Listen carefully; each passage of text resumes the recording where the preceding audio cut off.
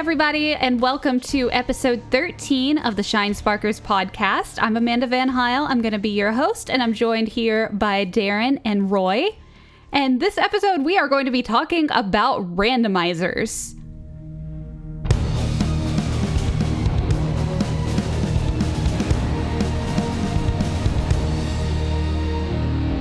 Yeah, so Metroid Randomizers specifically, I find them really fascinating, and it's something that I've been dying to talk about for a long time. Yeah, I've always been impressed by how fans have taken their favorite games and made them better with features like, randomizers, New Game Plus, speedrun modes, etc. Recently, I was watching a run of the first Metroid Prime from a YouTuber called Bash Prime. The randomizer strips out the frigate Orpheon, and it lets you get right into exploring Talon 4. It also streamlines the experience, so when you pick up an item, there are no acquisition cutscenes or pop-ups that interrupt the gameplay. You pick up an item and you get a little notification on screen, plus the jingle.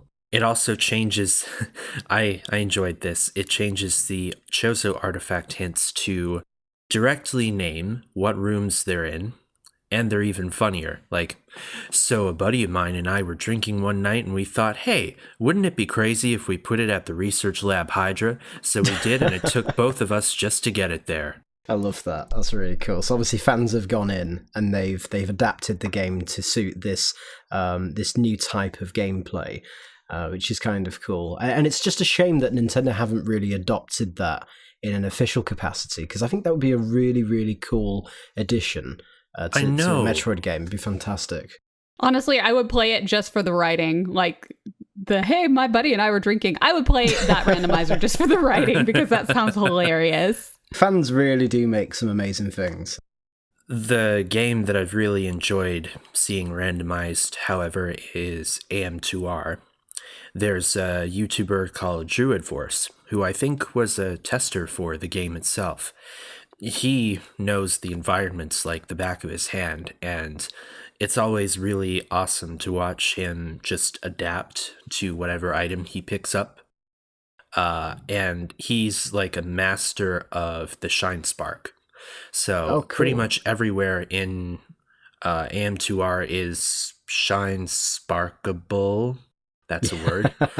That's good. And it's just flying and chaining shine sparks back and forth into a slope, keeps running, save a shine spark, jump up, blast. It's really awesome. Oh yeah, I've done none of that. I don't bother with that kind of stuff. I keep it nice and simple. It's like, oh, there's the credits, wonderful. I don't bother with the items. So yeah, I'd be really bad at randomizers. But yeah, so it sounds like this is something that came post-release of AM2R. Yeah, I know that Dr. M64 wanted to add a New Game Plus to it, but then Nintendo put the ban hammer on it. So a bunch of another team has since reverse engineered the source code, and they've been modding the game without his involvement ever since. Mm-hmm. Yeah, I have to say, once the game released, I just kind of I stopped playing, really. But it's great that people can keep this, this fan game alive, and I think it's really special that there's people that still have the commitment to it to actually, just keep it alive, keep it fresh, and bring it to new audiences. So it's really cool that they've added a randomizer. Is it just items and stuff that's randomized, or is there other things in that game that's randomized? They randomize the items. What it also does is it gets rid of the lava between areas. So aside from the final area with the Queen Metroid, you can go pretty much anywhere on SR388. So like the whole planet is open for exploration. Oh wow, that's really cool. So sometimes Druid Force or whoever's playing will get the screw attack early, or power bombs or whatever, and then they can go from the Golden Temple straight to the tower and then do whatever is around there. You know what I would really be interested in seeing? How this could turn out? Other M Infusion randomizers. Yeah, especially Other M, because it doesn't really get a lot of love, does it? So it'd be interesting to see if they could breathe life into an existing game. The reason I bring those two up, those are the two most linear Metroid games, because they're also very story-driven. You'd have to strip out a lot of that and rebuild, how the items work. But in the case of Other M, I don't think a lot of people would complain. I just have this idea now of like, sorry, the cutscene where Adam blows up. So if I've spoiled Other M for you, it's been 10 years for crying out loud. In a decade, everyone knows by now. So where she gets the gravity feature? Like, can you imagine if she got like morph ball bombs or something? Instead, she just got sucked out into outer space. And that was the end of the game. Oh, Oh, brilliant. Game over. Game over, yeah, exactly. I imagine for that reason they would have to be specific things that will continue to stay in the place that they were in the original game. You couldn't just randomize everything. Well, I think randomizer modes from existing Metroid games, they take steps so that you won't be screwed, like in that situation. Maybe one of the items before that part of the game is the gravity suit, so you'll have it much earlier. Which also means that you don't have to deal with the super heavy gravity that comes before that part. So I don't play a lot of randomizers personally, but I have researched into randomizers online and how they've applied to Metroid games. There's plenty of games in the community that have randomizers now, such as Super Metroid, all 3 mainline Metroid Prime games, Zero Mission. There's probably a few more. I think you mentioned AM2R as well, Yes. and some other games. More than likely, I'm sure that we'll end up seeing Other M and Fusion at some point if they don't already exist. And what I found was, I guess when I was thinking about randomizers, I just thought it was related just to the items, and the items were the only thing that got randomized.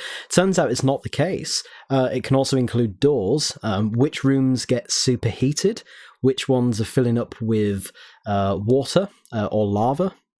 And in the Prime games, the elevators can be randomized as well, and their end locations. So you end up going up an elevator in Magmore, and you might end up in the Chozo Ruins, which might not be how you would normally get there. So that's really cool. And probably one of the most impressive ones that I saw was a randomizer that could span more than one game.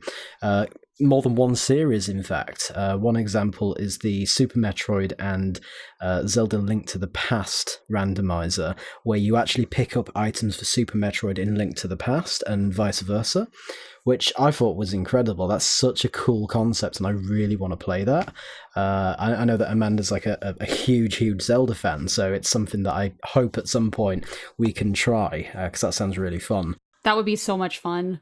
I'd love that. Because I'm not as confident with Link to the Past as I am Super Metroid, and I know that Amanda's completed both games, so she's probably fine with both, but I trust her more with Link to the Past for sure. I mean, I've only played A Link to the Past once, but like after playing it once, I should be fine. And you know what? I'll just have a guide up so I can at least have a map of what everything's supposed to look like. It might not help you in a randomizer because you're going to end up in different areas and coming out at different... That's true. Yeah, so that actually might help me. Yeah, so everything you ever knew about any of the games just goes out the window. You need to have an assistant, like a high-strung legal secretary type assistant next to you with the guide. And so as you're you take an elevator, it's supposed to go to Norfair, you end up in Meridia, and your assistant's like frantically thumbing through the guide. Where is this part? Throws the guide out the window. I can't cope. I'm done. I quit. Like, why am I all of a sudden in Turtle Rock? I don't understand. But the logic of randomizers ensure that the player can always complete the seed. So, for example, the Morph Ball, which is a key item very, very early in the game, it isn't going to be found somewhere that's inaccessible. You're always going to have the ability to complete the game. The only downside is that you might have to make use of lots of glitches and things like wall jumping and Shinesparking in an effective way. So I think randomizers are best suited to people that know each game inside out. I think that is something that's really important because you really do need to know the game, because if you end up with a power bomb as your first item, great, wonderful, you can kill everything, but you're going to be really stuck when you need items like missiles. or you're going to need like a grapple beam, for example. You're going to have to search, and you're going to have to find new ways around that map that you might not have tried before. And I love that. It really adds to the longevity of the title, and it just creates millions of different scenarios to play, which means that every time you pick up the game, it's going to be a different experience. So with that in mind, I really think that Nintendo should adopt randomizers in their legacy games, which would offer people a fresh challenge. And I really hope that they adopt the idea from the community, and they actually manage to put it in their games moving forward. Maybe it's something that could be added after hard mode, possibly, because I think by that point you've kind of proven that you can play the game to a high standard. So I imagine you'd be able to complete a randomizer. I know that there's official games out there that aren't Metroid that actually have randomizers in, and they do reasonably well. I'm not certain. I could be wrong on this one, but doesn't Axiom Verge have one? They had one that was added just this year. I played it earlier this year, the game itself, and maybe a month or two ago, could be more, Tom Happ worked with Fan Modder to make it happen. See, please take note, Nintendo. Fans, aren't all bad. They offer some really cool ideas, and hopefully they'll be open to them. I think if that's the case, then Axiom Verge is probably the closest to a Metroid experience when it comes to randomizers that you're probably going to get for now. So maybe that is something that people can consider picking up at some point. And Tom's done a really good job with Axiom Verge. Just don't play it on hard mode for your first run. Don't do it. I did it, and So Amanda, what's your thoughts on randomizers and what we've talked about today? So I don't have a lot of personal experience with randomizers as far as like playing them. The only time I've ever played a randomizer was like a 4-player version of Ocarina of Time, and I ended up just crying because I couldn't do it. And mainly I just started crying. Mainly just because like I was having a horrible time setting it up. I love though the idea of going back and forth between A Link to the Past and Super Metroid. I think that would be so much fun, and Darren, we totally have to do that together. That would be so amazing. At some point on a stream, definitely.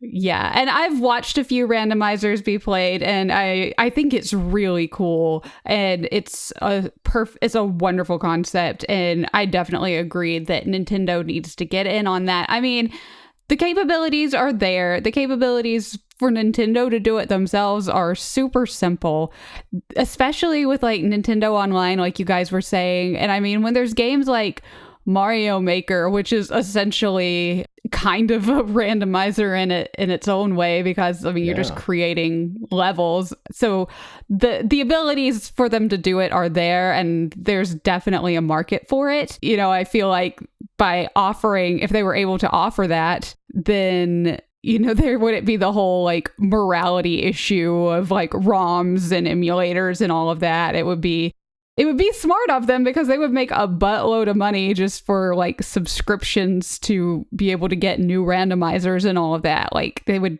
be doing pretty well. But I came up with like a fun idea for a randomizer, and I think it'd be cool. And I don't know if this exists or not. It probably does. I'm sure somebody has already made it because this is the internet. I think there should be a true Metroidvania that goes back and forth between Metroid and Castlevania. Oh. I don't know how that would work, but I think that would be so neat. That'd be awesome. Like that would bring a new meaning to Metroidvania, because then it would be like true version of it. Super Metroid and Symphony of the Night. Do it. If Konami and Nintendo comes together and collaborates on a new game, or even just 2 existing games, and manages to program the 2 together so that they work in terms of items, I think that'd be really cool. I mean, if there's a way to do that, absolutely. Yeah, I mean, I'm just thinking about how like, you can do like things with different Pokemon games, so I don't see why you couldn't like... I could see it where you could buy both games. This is what I could see Nintendo doing, is like, okay, buy this Metroid game and buy this Castlevania game, and then if you have both of them, then you can do like the third version, which would be the randomizer. And I'm just thinking of how like they did like Oracle of Ages and Oracle of Seasons on the Game Boy Color, how like you really needed the 2 to like link between the the 2 games to fully complete it. And so that would be, an easy cash grab for Nintendo as well. It would be, and I think there'd be a lot of people that would complain at that. But, each game would be its own experience, and if you bought both, maybe there's a discount that you could get between the two. Or something like that. I think it would be a really cool idea. And just talking about Nintendo making money, I think it's very clear that Nintendo have missed out on many, many opportunities for money. I don't think they follow the rules that other companies may. I just hope that they see an idea that's fun, that's appealing, and they choose to go ahead with it. Yeah, and, I feel like a lot of times when it comes to money with Nintendo, they really don't care as much. They care more about, trying new things. Yeah. And that would be a new thing. And yeah, of course, people would complain, but people are going to complain no matter what if it were 2 separate games. Sakurai could add Sora, Crash, Doom Guy, every character that anyone ever wants, and people would still be sad. It's true. It's true, unfortunately. I think we all agree with that one. By the way, please add Lara Croft. Oh, that would be so much fun. There's still time. I mean, honestly, I just want to give Randomizers another try, considering how my Ocarina of Time experience went and ended in tears. I'd like to try a randomizer and not end in tears. Yeah, I'm not holding any hopes up on that one. I think you're going to cry regardless. I'm going to cry no matter what. I'm just going to get frustrated and start crying because I angry cry and I hate it. Yeah, I'm one of those people that when I get angry, I start crying and it makes me so mad because I'm always like, oh, now people think that they made me cry. It's like, no, I'm not. I don't want to give you that benefit. This is just me when I get angry. But did you manage to complete it in the end? No, I did not. Oh, right. You just actually, that was it. Oh, because I was going to say, it's okay, though, because at least you complete it in the end, right? No. Right? No. Oh, no. So... That's what makes it even better. It's like, no, I never even finished it. I was like, I just can't do this anymore. Oh, Amanda, what are we going to do? Oh. Well, okay. It makes for a funny story, at least. Yeah, yes. Yeah. Poor Amanda. Okay. Let's move on to the mailbag. Alrighty. Yes.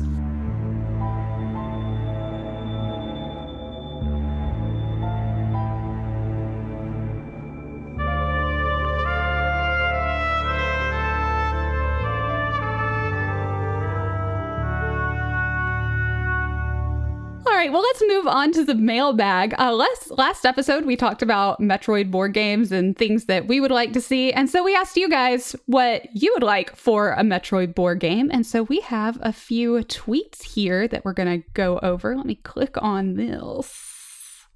All right, so we have one here from Koroboni, also known as Deadweight. I like the little crown next to their name. That's cute. This person says, I actually think Metroid's design lends itself well to a board game. You have some kind of map with doors that you can only go through with certain items that you pick up. And some rooms could have shuffled face down cards that could be a boss or key or something more useless. You may plan your whole strategy around getting to a room with one of those mystery cards, only for it to not be what you need, keeping the air of mystery. I guess it's sort of bringing in the randomizer aspect to it. Maybe you could also use some items to attack and stop other players. That's cool. Yeah. It's like combo board game and randomizer. That's pretty great. Also, a bit of roguelite. But that would be really neat. I think that's a really cool concept. And I like anything that involves messing up the other player because I'm just vindictive like that. Yeah, I love anything that involves card games for a board game. Yeah, totally. That's a good idea. Thank you for that. So Vectrex says, have a little Metroid you can attach to the head of the player's figures. Yes. I agree. I want a little Metroid that I can attach to the player's figures. Oh, you could even use that as a way to mess them up. So a special power up or something where you're oh, yep, I'm going to put this Metroid on. Yeah. And you can only move half the amount of spaces that you draw or something like that. Or as you're going around the board as well, you'll lose 1 HP or something with every turn. So the Metroid's sucking the life force out of you and you have to get rid of it by, I don't know, standing inside a freezed room or something like that. And then the Metroid will die and it comes off your head. Yeah, or lose a turn or something. He has this idea, and then Didn't Gladrax respond to that? Yeah, he was like, write that down. I support the idea of putting a little Metroid on their heads because it would be so cute. I don't know. I think little Metroids are cute. And make them squishy. Yes! Squishy little Metroids. Speaking of squishy, so I got this jellyfish squishmallow because I'm obsessed with squishmallows. And so I got it. I was like, I got a Metroid! Because he's squishy and I love it. All right, so we have one from Evermorph. This says, you play on a clue-like board, exploring, being stopped by having to perform certain actions, missiles, morph ball, suits, etc. You get these actions by traveling the board and collecting them. Whoever kills the most Metroids wins. They're tokens you flip to determine the type. Thinking more tabletop that could lend to role-playing. The actions and Metroids are in a set location, but what they are random, so people don't try to go down the same path each game. That'd be neat. I especially like the clue-like board. I think that would be fun, and especially because I'm not big on like co-op a lot of times because I'm bad at it and I don't have like really any teamwork skills. So I like it where it's like just you're in it to beat everybody else. And so that's what I like, the idea of the clue-like board of whoever kills the most Metroids wins. And then I think that sounds like fun. Yeah, thank you for that. That's a really good suggestion. And I love how full the mailbag's been this time around as well. We've had loads of responses, so I'm sorry if we couldn't read out all of them. But for next podcast, if you've got something that you'd like to say to us, let us know, and we'll try and fit it into the podcast. So I absolutely loved all of your creativity for this. I think these were some really fun ideas. So for our next mailbag question, which Metroid game do you think would best be suited as a Metroid Randomizer? You can let us know on Twitter at Shinesparkers. We would love to hear your responses there, and then we may even read it out on the next episode. Well, everybody, thank you so very much for joining us for episode 13 of our Shinesparkers podcast. We had a lot of fun getting to talk about Metroid Randomizers and hearing what you guys had to think about different board games. And of course, thank you, Darren and Roy, for being here. And we will see you next mission. See you next mission. See you next mission. Hi, everybody, and welcome to episode 13 of the Shinesparkers podcast. I'm Amanda Van Heil. I'm going to be your host. I'm joined here by Darren, our... What title am I giving you again? It's been a while, yes. So, creative director. Creative director. And deputy creative director. Deputy creative director. Okay. I think you could just say Darren and Roy are creative and deputy creative directors. Yeah, let's go with that. I think that sounds okay. Bit of a mouthful though, so you might need a couple of attempts to get. You might get it first time. Okay. Let me try that then. Creative and deputy creative director. I'll just say Darren and Roy. It's fine. Okay. Just do the. Don't you know who I am? Do you know who I am? Do you know who I am? You should know who I am by now. Go all Cassandra DeVries on you. If I were you, I'd leave now. Oh my goodness! I'm going to put that into the podcast. Please include that all in the bloopers. I'm just going to take that bit and I'm just going to put it at the end, like "Please leave now," and then it'll just be like, yes, that is perfect. Awesome. Okay, let's try that again. Okay. Yeah, so Metroid Randomizers specifically, I find them really fascinating, and it's something that I've been dying to talk about for a long time.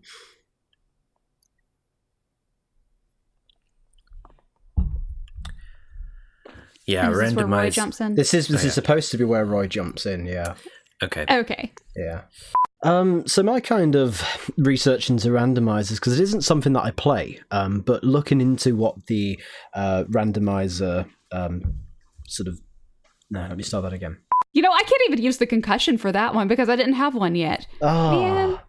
Maybe I can't even use that as an excuse. Maybe Ocarina of Time. Maybe Ocarina of Time is real life. You travelled back into the past. No, wait. You travelled into the future, had the concussion, came back to the past. Then went back to the past and did that. There we go. It. Okay. There we go. All right. I like it. Yeah. So time travelling concussions now. This is insane. Yep. It's true story. True story. We're 13 episodes. But I don't remember it because the concussion was just that bad. There we go. Wow. That's cool. Yeah. It's like combo board game and randomizer. That's pretty great. This hasn't even been released yet, and he knows that we're talking about randomizers. What the heck? Yeah, that's cool. Yeah. He stole our look. He used the ocarina to travel into the future. That's what he did. He caused the concussion. Yep. There we go. That explains it. Feel free to send us a message, because I think we've had some really good ones this time around, and I think in the future we could easily have a number of other things. So I'd love to hear what you've got. That doesn't make any sense. Let me start that again. I'm not with it tonight. I'm really not. Let us know on Twitter. And we're Shinesparkers on Twitter. I always have to remember, do we have anything added afterwards? So let me just try that again. If I were you, I'd leave now.